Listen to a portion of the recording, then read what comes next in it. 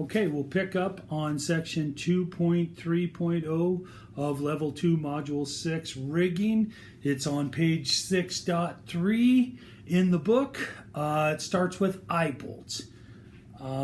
Look at page 4 as we're going through this, because page 4 and page 5 give some really good examples and some very good pictures about eye bolts and do's and don'ts with them.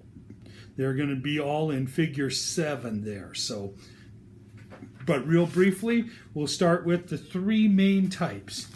We have what is called the unshouldered, meaning it's just a straight bolt or straight piece of material right here, has no support there.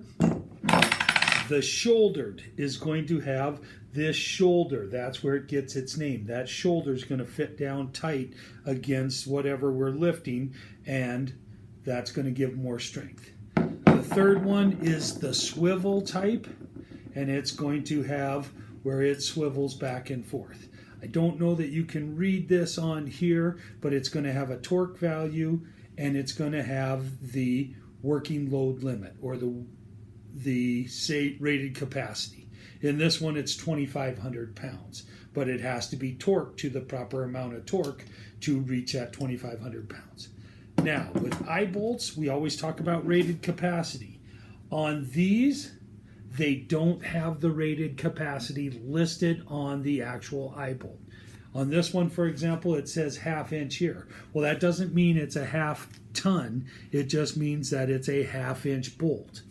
This one here is a 3/4, which means the bolt size here. It does not mean that it's rated for 3/4 of a ton. You have to look that up in the manufacturer's information to find out what it's rated for with most styles.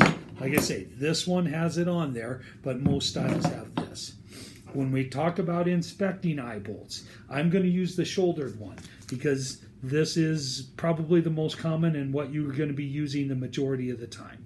The first thing we look for, since there's no rated capacity, the first thing we look for is the condition of the eye or the circle. Is there any damage there? Any gouging, any cracks, any deformation, anything like that?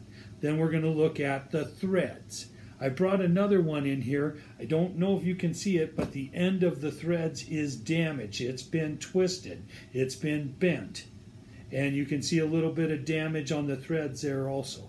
Anytime there's any sort of twisting or bending in the bolt, it is weakened. So this one is no longer good to be used. If it was just the thread damage, we would take a die and clean it up. But since it's been bent, and I hope you can see that on there, where it's bent right here on the end, that means it is no good and not safe to use. Remember with these eye bolts, we can always stack washers underneath it to fill up that space. If we were bolting it into something, we could do something along those lines to fill up that space. But like everything else, we need to make sure that if we bolt through something, that when we get a nut on there, if we're using a nut on the bottom side to hold it in place, again, we have to have 2 to 3 threads sticking out to get full engagement of that nut on the bolt, just like we talked about in fasteners. Now, if this is threading into a threaded hole, then we need to get 1.5 times the thread diameter down into the hole. Remember how we used 1.5 times the bolt diameter or the thread diameter to figure out what wrench we were using? Same 1.5 times to mark that in there. This is a 3/4 bolt or 3/4 inch eye bolt with 3/4 inch threads. So the wrench size would be 3/4 times 3/2. 3 times 3 would be 9. 4 times 2 would be 8. That would be 9/8 or 1.125" wrench we would use to tighten the nut. We would need to go 1.125" in on the threads to get it to engage or get to the proper engagement level. We could simply do that by getting tape measure, measuring out 1.125", using some sort of soapstone marker or something on there, putting it on there, and if we got that at least that far threaded into the hole, then we would be good. And then we could always add washers to it to make up the distance if that was all it ran in there. But we have to get that thread in depth engagement in there correctly. So eye bolts, and again, look at those pictures on the proper way, especially if you're pulling at an angle. And this is how they would get bent and things like that. Other things they say in there, don't take the hook and hook the hook directly into an eye bolt. Use a shackle instead. It's always best. You see how they incorrect because the load would pull sideways on it, and the shoulder must be in full contact with the surface. They give you an angular surface. At that point, we could use wedge washers or something like that to try and take up for that. Remember, unshouldered, lift straight up and down. Shouldered, we can lift at a small angle, and the swivel are used to lift at any angle. Okay, so that's the section on eye bolts. Section 2.4 gets into lifting lugs. Lifting lug, I don't have one in here. I can't bring one in here, but it's just something provided by the manufacturer that is usually either made into the equipment when they build it in the foundry, or is added and welded on as a lifting eye to put on something. It could be as simple as welding a picking eye onto a piece of material to lift it with. Next, we would get into turnbuckles. Turnbuckles are used to extend the length of our rigging attachments. All it is a threaded rod into a housing, or what they're calling the turnbuckle part of it. Obviously, they turn in different directions, so we're going to have one right-handed thread, one left-handed thread. See these pieces on the end? They are designed, these are tight, these are held in place, and then we turn these with the wrench to change the length of what we're trying to do. The safe working load of a turnbuckle, there was 3 types of ends. These have the eye-to-eye end on this one. The jaw and jaw would be like having shackles on each end. But they're not shackles. They're shaped like a shackle, and then they have a removable pin that comes out of it like a shackle. And then the last one would have hooks on each end. Well, the weakest of the 3 is the one that's going to have hooks, because there's an open space there. The rest of them are closed off. You know, this is probably the most solid, but these are just as solid if we had something like that. But the eye or the hook on the end has an open space there, so of course that's going to be the least rated one because it has the least amount of material. Turnbuckles are very helpful if you're lifting something that has different length slings on it. For example, we used them quite a bit when we used to remove screens that were set at an angle at the end of the ball mill and the sag mills to separate out the big chunks from the little chunks. The big chunks would go get reground. The little pieces would go through and go into the product supply.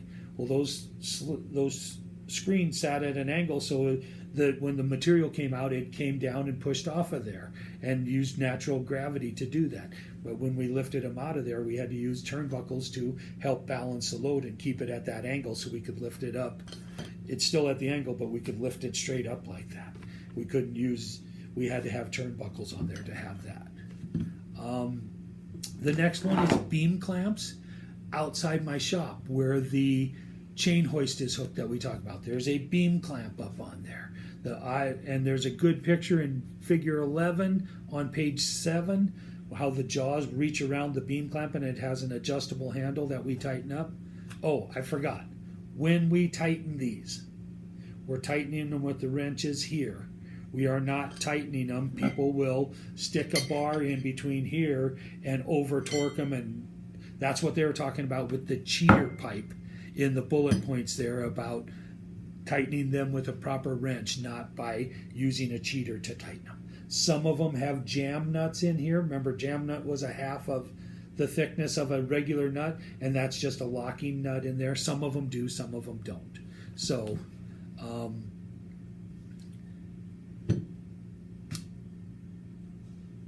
trying to remember, I think that was everything with turnbuckles. Back to the beam clamps now. The beam clamps are going to be there to grip the beam and give us an anchor point to lift off of. So when, like outside, when we want to attach the chain hoist up there, we had to put a beam clamp on there so we could do that. The jaws of the beam clamp cannot be more open than 15% of their normal opening, or they are no longer usable. Angle lifts are very dangerous with beam clamps because they will pull on one side more than the other, which kind of changes your weight distribution on there, so you have to be very careful with that.